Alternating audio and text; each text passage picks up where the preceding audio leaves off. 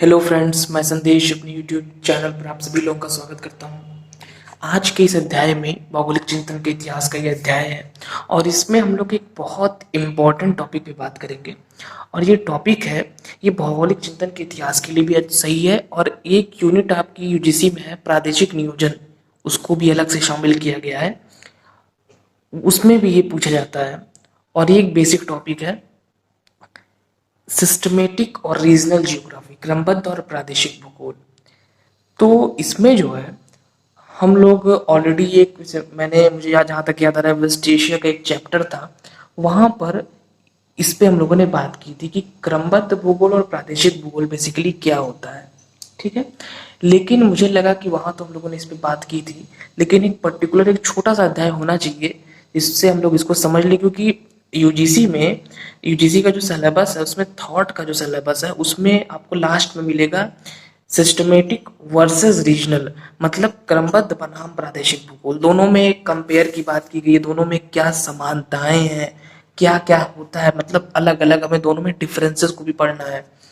तो इसीलिए वैसे ऑलरेडी हम लोग इतना अध्ययन कर चुके हैं थॉट में कि आप आसानी से अब बता सकते हैं कि दोनों में क्या अंतर होता है, लेकिन फिर भी एक आज के इस अलग अध्याय में हम लोग उसको अच्छे से समझेंगे कि बेसिकली जो हम लोगों का क्रमबद्ध भूगोल क्या होता है और प्रादेशिक भूगोल क्या होता है।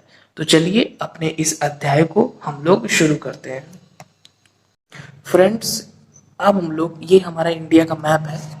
पूरा मैप मैं आपको नहीं दिखा पाऊंगा क्योंकि पूरा मैप काफ़ी बड़ा और पूरा एक साथ फ्रेम में नहीं आ पाएगा, लेकिन ये पूरा मैप बना हुआ है और इसमें मैंने हिमालय पर्वत वाला जो पर्वतीय क्षेत्र है ये दिखाया है।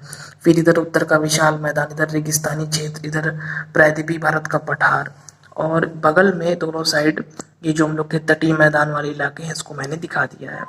तो ये पूरा भारत का एक काफ़ी बड़ा सा मैप है और इसी में हम लोग अब जो हमारा टॉपिक है सिस्टमेटिक और रीजनल जियोग्राफी। सबसे पहले तो आप हिंदी समझ लीजिए, सिस्टमेटिक को हम लोग क्रमबद्ध भूगोल कहते हैं और रीजनल जियोग्राफी को प्रादेशिक भूगोल कहते हैं। सिस्टमेटिक को हम लोग विषयगत उपागम के नाम से भी जानते हैं। ठीक है, तो हम लोग मेन कॉन्सेप्ट को समझेंगे कि बेसिकली क्या होता है। सबसे पहले हम लोग शुरू करते हैं क्रमबद्ध भूगोल से। फ्रेंड्स, क्रमबद्ध भूगोल जब आप नेट पे सर्च करेंगे या बुक्स में देखेंगे तो काफ़ी जटिल मिलेगा, वो चीज़ समझ में नहीं आती है, लेकिन मैं यहाँ पे आपको बिल्कुल सरल लैंग्वेज में इजी तरीके से बताऊंगा और यहाँ से मुझे उम्मीद है कि आप अब कभी भी क्रमबद्ध और प्रादेशिक भूगोल में अंतर को नहीं भूलेंगे। क्रमबद्ध भूगोल में क्या होता है कि मान लीजिए ये आपके सामने इंडिया है, ठीक है, हम लोग इसमें लगभग 16 टॉपिक्स को शामिल करते हैं। अब ये 16 टॉपिक क्या है, आपने जब भी किसी भी पर्टिकुलर कॉन्टिनेंट की स्टडी की होगी, यूजी के सिलेबस में अक्सर सेकेंड ईयर में या फर्स्ट ईयर में कुछ कॉन्टिनेंट्स को रखा जाता है। तो उसमें हम लोग क्या करते हैं, हम लोग लगभग कुछ टॉपिक्स का अध्ययन करते हैं। हर जगह के सिलेबस में ये टॉपिक्स होते हैं। आप जब बुक खोलेंगे, आप कोई भी रीजनल जियोग्राफी की बुक उठा लीजिए तो, या जिसमें भी किसी देश के बारे में हो, तो उसमें आपको उच्चावच से नहीं, सॉरी, सबसे पहले आपको मिलेगा स्थिति विस्तार, फिर आपको मिलेगा उच्चावच, फिर आपको आपको अपवाह उस पर्टिकुलर एरिया का, फिर वहाँ का वनस्पति, वहाँ की जलवायु प्रदेश, वहाँ की मृदा, वहाँ की जनसंख्या, ऐसे करते करते आपको बहुत सारे टॉपिक्स मिलेंगे। इन्हीं सभी के सभी टॉपिक्स का हम लोगों को अध्ययन करना होता है कहीं का, जब भी हम किसी भी पर्टिकुलर देश का अध्ययन करते हैं। तो ये हमारे टॉपिक्स होते हैं। ठीक है, ये डी व्हिटलसी महोदय ने 16 प्रकार के टॉपिक्स की पहचान की थी। तो नॉर्मली तो यहाँ हम लोग 16 के 16 तो नहीं पढ़ते हैं, हम लोग जनरली 10 या 11 टॉपिक्स ही पढ़ते हैं, लेकिन कभी अगर ये क्वेश्चन पूछा जा सकता है कि किस विद्वान ने इस क्षेत्र में काम किया या किस विद्वान ने 16 टॉपिक्स बताए थे, तो वो हैं डी व्हिटलसी, एक अमेरिकन जियोग्राफर, एक फेमस अमेरिकन जियोग्राफर। उन्होंने 16 प्रकार के टॉपिक्स के बारे में बताया था कि इन्हीं टॉपिक्स का हम उसमें अध्ययन करते हैं। तो ये तो हो गया कि हम पढ़ते क्या हैं। अब हम लोग अपने मेन टॉपिक पे आते हैं कि हम लोग क्रमबद्ध में हम क्या करते हैं और प्रादेशिक में। बेसिकली क्रमबद्ध और प्रादेशिक ये दो प्रकार की विधियां हैं। सबसे पहले अगर हम क्रमबद्ध विधि पे बात करें तो मान लीजिए ये इंडिया का मैप है। अब हमको कह दिया जाए कि आपको इंडिया की सिस्टमेटिक स्टडी करनी है, क्रमबद्ध अध्ययन करना है, विषयगत अध्ययन करना है। तो क्रमबद्ध अध्ययन में हम क्या करेंगे, जो टॉपिक्स अभी हम लोगों ने देखे थे उन्हीं सभी के सभी टॉपिक्स का अध्ययन हम पूरे भारत के संदर्भ में करेंगे। मतलब सबसे पहले हम पूरे भारत का स्थिति और विस्तार देखेंगे। उसमें हम मान लीजिए जैसे हम लोग इंडियन ज्योग्राफी में पढ़ते हैं कि यहाँ 8 डिग्री 4 मिनट से फिर ये ऊपर आपका हो जाएगा 37 डिग्री 6 मिनट तक, फिर इधर जो है 68 डिग्री 7 मिनट से 97 डिग्री 25 मिनट। तो देशांतरी विस्तार और अक्षांशीय विस्तार ये चीज होती है। पहली हेडिंग हो गई। अब इसके बाद हम लोग क्या करेंगे, ये अभी क्रमबद्ध की बात चल रही है। सेकंड हेडिंग मान लीजिए हम लोगों की हो जाएगी उच्चावच। तो उच्चावच में हम जो सामने आपके है उच्चावच के आधार पर हमें जो है हमने डिवाइड किया हुआ है। तो हम हिमालय पर्वत का अध्ययन करेंगे, फिर उत्तर के विशाल मैदान का अध्ययन करेंगे, फिर रेगिस्तानी क्षेत्रों का अध्ययन करेंगे, फिर पठारी क्षेत्र पढ़ेंगे, फिर नीचे के दोनों हम लोग समुद्र तटीय क्षेत्र पढ़ेंगे। ये सारे के सारे हम लोग उच्चावच में पढ़ेंगे। फिर उसके बाद की हेडिंग आएगी वो जलवायु नहीं, अफवाह। तो अफवाह में जो भी हमारे नॉर्थ इंडिया की रिवर्स है, जो भी साउथ इंडिया की रिवर्स है, जो भी वेस्ट की रिवर्स है, मतलब कि नॉर्मली हम अफवाह में यही पढ़ते हैं कि जो भी हिमालयन रिवर्स हैं और जो भी हमारी पेनिसुलर रिवर्स हैं, या तो हम इस बेस पे पढ़ते हैं या फिर हम बे ऑफ बंगाल में गिरने वाली नदियाँ और अरेबियन सी में गिरने वाली नदियाँ इस बेस पे भी पढ़ते हैं। तो ये हो जाएगा। इसके बाद हम लोग पूरे इंडिया के जलवायु प्रदेश, फिर वनस्पतियाँ, फिर मृदा, ये सारी चीज़ें हम पूरे इंडिया के लेवल पे पढ़ेंगे, उससे छोटे लेवल पे नहीं पढ़ेंगे। मृदा पढ़ेंगे, मिट्टी पढ़ेंगे तो पूरे इंडिया के लेवल पे पढ़ेंगे, या क्लाइमेट रीजन्स पढ़ेंगे तो पूरे इंडिया के लेवल पे पढ़ेंगे, या फिर हम लोग वेजिटेशन पढ़ेंगे तो पूरे इंडिया के लेवल पे पढ़ेंगे। तो ये चीज़ इसमें होती है। और इसमें एक दूसरी चीज़ ये भी इम्पोर्टेंट है कि हम इसमें इन सभी टॉपिक्स का अध्ययन करते हुए क्रम से चले जाएंगे। मतलब इसमें क्रम होता है, आपके सामने लिखा हुआ है, आप उसको देख लीजिए। सबसे पहले हम जो स्थिति विस्तार से शुरू करते हैं और हम आगे बढ़ते स्थिति विस्तार, फिर उच्चावच, फिर अफवाह, ऐसे हम करते हुए चले जाते हैं। लेकिन नॉर्मली जब आप बुक्स में खोजेंगे तो हो सकता है आपको 16 टॉपिक ना मिले। तो यहाँ पर आपको कंफ्यूज नहीं होना है। विटलसी ने अपना एक विचार दिया था, ठीक है, विटलसी महोदय ने अपना एक विचार दिया था। लेकिन जनरली हम लोग 16 तो नहीं पढ़ते हैं, लेकिन हम लोग जनरली 10 टॉपिक तो पढ़ ही लेते हैं।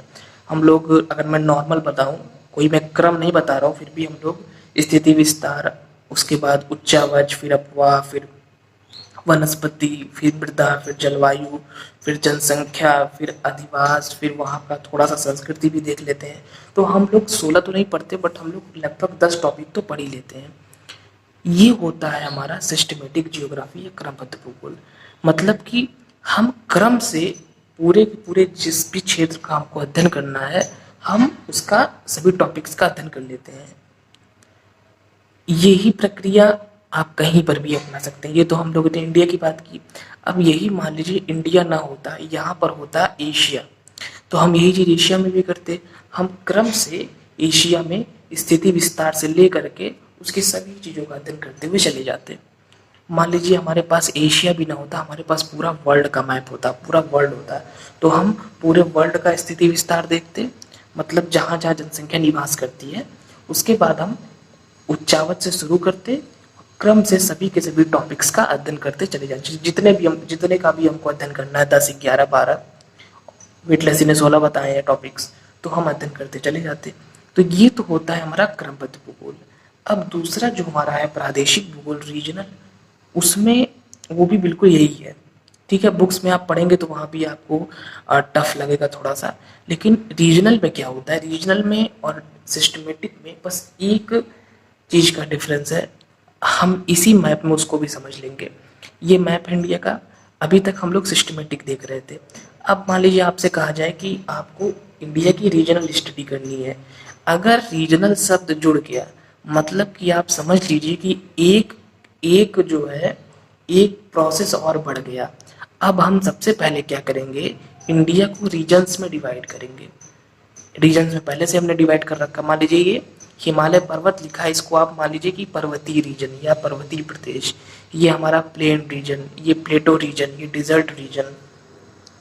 और उसके बाद आप मान लीजिए कि इधर की जो ये दोनों हैं, ये वेस्ट कोस्टल रीजन है, ये ईस्ट कोस्टल रीजन है। मतलब ये पूर्वी तटीय प्रदेश है, ये पश्चिमी तटीय प्रदेश है, ये पठारी प्रदेश है, ये रेगिस्तानी प्रदेश है हम लोगों का, ये मैदानी प्रदेश है और ये पर्वतीय प्रदेश है। ठीक है, अब हम क्या करेंगे, मुझे उम्मीद है कि बिल्कुल आपको अच्छे से समझ में आ रहा होगा कि मेन कॉन्सेप्ट क्या है। हमने रीजन्स में डिवाइड कर दिया इंडिया को। अब हम एक एक रीजन को उठाएंगे और उनका हम अध्ययन शुरू करेंगे, क्रमबद्ध अध्ययन। मतलब कि इसीलिए हो सकता है बहुत सारी बुक्स में ये भी आपको लिखा हुआ मिले, ऑलरेडी ये लिखा ही रहता है कि जब हम क्रमबद्ध बनाम प्रादेशिक भूगोल पढ़ते हैं तो पहले तो हम दोनों में डिफरेंस करते हैं, लेकिन बाद में जब हम उसका निष्कर्ष लिखते हैं तो हम यही बताते हैं कि दोनों ही जो विधियां हैं, चाहे वो क्रमबद्ध विधि हो चाहे प्रादेशिक विधि हो, दोनों ही विधियां एक दूसरे की पूरक हैं, दोनों एक दूसरे से जुड़ी हुई हैं। तो वही चीज़ सामने हमें देखने को मिल रही है कि जो हमारी जो हम रीजनल स्टडी जब हम करते हैं तो हम सबसे पहले जिस भी एरिया को हमको अध्ययन करना है उसको हम रीजन्स में डिवाइड कर देते हैं। फिर हम पर्टिकुलर एक एरिया को लेते हैं और उसमें हम क्रमबद्ध अध्ययन ही करते हैं। मतलब जो टॉपिक्स हमारे 16 हैं उन्हीं का अध्ययन हमें करना है। लेकिन क्रमबद्ध में हमने क्या किया, जैसे इंडिया को अगर हम सिर्फ एग्जांपल लेके चलें तो इंडिया का जब हमको सिस्टमेटिक अध्ययन करना था तो इंडिया को हमने रीजन्स में नहीं बांटा। हम इंडिया में हम स्थिति विस्तार से शुरू की और हम पूरा अध्ययन करते हुए चले गए। लेकिन जब हमको रीजनल स्टडी करनी थी तो हम पूरा अध्ययन नहीं किए। हम सबसे पहले इंडिया को पार्ट्स में बांटे, फिर एक एक पार्ट को हमने उठाया, उसका हमने क्रमबद्ध अध्ययन किया। तो ये चीज़ यहाँ पे आपको ध्यान देनी है। अब इसमें एक चीज़ ये इंपॉर्टेंट है, ये पूछा भी जाता है, ये लिखा भी रहता है हर जगह कि अगर हमें मान लीजिए काफ़ी डीप नॉलेज प्राप्त करनी है, काफ़ी सूक्ष्म ज्ञान, तो कौन सी विधि कारगर होगी। आप खुद ही सोचिए, मान लीजिए आपको डीप नॉलेज चाहिए तो उसके लिए आपकी जो रीजनल स्टडी है वो ज़्यादा कारगर होगी। क्यों कारगर होगी, मान लीजिए आपको हिमालय वाले एरिया के किसी बहुत छोटी सी नदी के बारे में अध्ययन करना है और आप क्रमबद्ध अध्ययन जब करेंगे तो क्रमबद्ध अध्ययन में आपको उच्चावच में आपको हिमालय भी बताना है, आपको मैदान भी बताना है, आपको पठार भी बताना है, आपको रेगिस्तान भी बताना है। उसमें क्या होगा, आप सिर्फ मेन रिवर्स को देखेंगे, जो छोटी छोटी रिवर्स हैं उसको छोड़ देंगे क्योंकि ऑलरेडी आपको बहुत सारी चीज़ें बतानी है। ठीक है, लेकिन जब आपको केवल हिमालय वाले रीजन पे ही बात करनी है तो फिर आप उसकी डिटेल में स्टडी करेंगे। इसीलिए कहा जाता है कि जो रीजनल स्टडी होती है वो काफ़ी हमें सूक्ष्म ज्ञान देती है, काफ़ी डीप नॉलेज देती है। और अगर हमें ऊपर ऊपर ज्ञान लेना है तो फिर हम उसके लिए हम सिस्टमेटिक स्टडी करते हैं। वर्ल्ड के लेवल पे अगर हम देखें तो मान लीजिए हम पूरे विश्व में अफवाह का अध्ययन कर रहे हैं, पूरे विश्व का अफवाह क्रमबद्ध अध्ययन हम कर रहे हैं, तो हम पूरे विश्व की छोटी से छोटी नदी को हम अध्ययन नहीं कर पाएंगे। उसका हम जो मेन रिवर है हम उनका ही अध्ययन करेंगे। हम गंगा, ब्रह्मपुत्र, ओब यानी सी लीना, फिर हुआंगहो, फिर अमेजन, फिर जाम्बेजी, हम जो भी मिसिसिपी, जो भी मेन रिवर्स हैं उसका अध्ययन करेंगे। छोटी छोटी नदी का हम स्टडी नहीं करेंगे। अब हो सकता है हम अमूर का अध्ययन न करें, अमूर एक इम्पॉर्टेंट नदी है एशिया में। तो जब हम रीजनल करेंगे, मान लीजिए हमको बता दिया गया कि आपको सिर्फ एशिया के नदियों का अध्ययन करना है, तो फिर हम एशिया की जो छोटी से छोटी रिवर्स होगी उसकी भी स्टडी करेंगे। लेकिन अगर हमको दिया गया है कि आपको पूरे विश्व की रिवर्स का अध्ययन करना है तो वहाँ पे फिर दिक्कत होगी। वहाँ पर फिर हमको अपने जो हमारा स्टडी मटेरियल उसको हमको कम करना पड़ेगा क्योंकि हमको पूरे विश्व को लेके चलना है। तो ये दोस्तों बेसिक डिफरेंस होता है रीजनल स्टडी में और सिस्टमेटिक स्टडी में। रीजनल स्टडी में हम रीजनलाइजेशन करते हैं, प्रादेशिकरण करते हैं। सबसे पहले जो एरिया हमको दिया गया है उसका हम प्रादेशिकरण करते हैं। उसको प्रादेशिकरण का मतलब होता है, इंग्लिश में इसके लिए रीजनलाइजेशन शब्द का यूज करते हैं, प्रादेशिकरण हिंदी में। और इसका मतलब होता है कि हम प्रदेशों में बांटते हैं किसी, मान लीजिए ये तो हमने इंडिया के लेवल पे बात की, मान लीजिए आपको दिया गया कि आप साउथ अमेरिका का रीजनल स्टडी करिए। तो साउथ अमेरिका की रीजनल स्टडी में सबसे पहले आप साउथ अमेरिका का मैप देखेंगे। साउथ अमेरिका को आप रीजन्स में डिवाइड करेंगे। रीजन्स में डिवाइड करने के बाद आप दिशा के आधार पर भी बांट सकते हैं, आप वहाँ के उच्चावच के आधार पर भी बांट सकते हैं। जैसे हम लोगों ने इंडिया को बेसिकली उच्चावच के आधार पर बांटा, तो मेन बस आपको उसको रीजन्स में डिवाइड करना है। अब आप किसी भी चीज़ को आधार मान के आप पूरे साउथ अमेरिका को या जिसका भी आप अध्ययन कर रहे हैं उसको आप रीजन्स में बांट दीजिए और फिर आप उसके अंदर क्रमबद्ध अध्ययन कर दीजिए, तो हो गया आपका रीजनल स्टडी। अब मान लीजिए आपसे कहा गया, मान लीजिए लखनऊ का सिस्टमेटिक अध्ययन करिए, तो लखनऊ का सिस्टमेटिक अध्ययन कैसे होगा? आप लखनऊ शहर का स्थिति विस्तार, उच्चावच, अपवाह, ये सभी चीज़ों का जितने भी हमारे टॉपिक्स हैं 15-16 सबका अध्ययन कर देंगे। ये तो हो गया सिस्टमेटिक। लेकिन वहीं अगर आपसे कहा गया कि आपको लखनऊ की रीजनल स्टडी करनी है, तो आप करेंगे आप सिस्टमेटिक स्टडी, लेकिन रीजनल कहने पे सबसे पहले आप लखनऊ का सीधे अध्ययन नहीं शुरू करेंगे।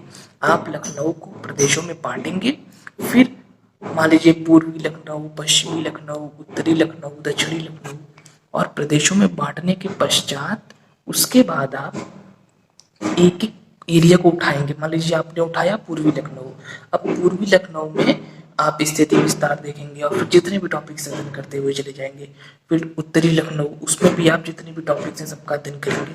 तो इससे क्या हुआ, अभी तक आप जब पूरे लखनऊ में स्टडी कर रहे थे तो उतनी आपकी स्टडी डीप नहीं हो रही थी, लेकिन जब आप पूर्वी, उत्तरी, पश्चिमी, दक्षिणी सभी का जब आप स्टडी करेंगे तो काफ़ी ज़्यादा हम गहराई में जाके काफ़ी डीप, काफ़ी सूक्ष्म ज्ञान की प्राप्ति उससे होगी।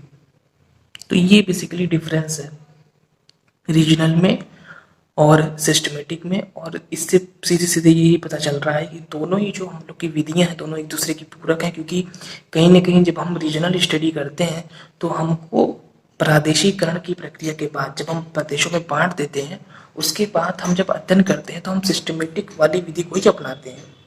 हम उन्हीं 16 टॉपिक्स का अध्ययन करते हैं, लेकिन उसके पहले हमको प्रदेशों में बांटना पड़ता है, और क्रमबद्ध में हम कुछ भी नहीं बांटते, हम सीधे अध्ययन करते हुए चले जाते हैं।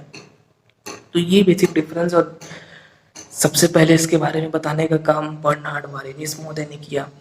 बर्नार्ड वॉरेनियस एक महान विद्वान, और इनके बारे में ऑलरेडी एक लेक्चर अपलोड है, उसका लिंक मैं डिस्क्रिप्शन में दे दूंगा, आप उसको वहाँ पे जाके देख लीजिएगा। फिलहाल दोस्तों इस अध्याय में इतना ही, और इसमें ज़्यादा कुछ और नहीं बताना है। और इतना समझने के बाद अगर आपसे पूछा जाए कि क्रमबद्ध और प्रादेशिक भूगोल में क्या समानताएं हैं, क्या डिफरेंसेस हैं, तो यहाँ से अब आप आसानी से इसको क्लियरिफाई कर सकते हैं। अगर इसमें हम कुछ विद्वानों की बात कर लें तो प्रादेशिक भूगोल को ज़्यादा महत्व देने का काम किया रीडर महोदय ने, और क्रमबद्ध भूगोल को ज़्यादा महत्व देने का काम किया हमबोल्ड महोदय ने। लेकिन बाद के जो भी विद्वान आए, चाहे हर्टशोड हो, चाहे हेटनर हो, ये जो भी हम लोग के विद्वान हैं, इन लोगों ने दोनों चीज़ों को मान्यता दी है। मतलब ये लोग मानते हैं कि दोनों ही विधियाँ एक दूसरे की पूरक हैं। तो इसमें दोस्तों इस प्रकार इतना ही। वीडियो अगर आपको अच्छा लगा हो तो वीडियो को लाइक करें, शेयर करें, एंड हमारे इस चैनल को सब्सक्राइब करें। Thank you friends.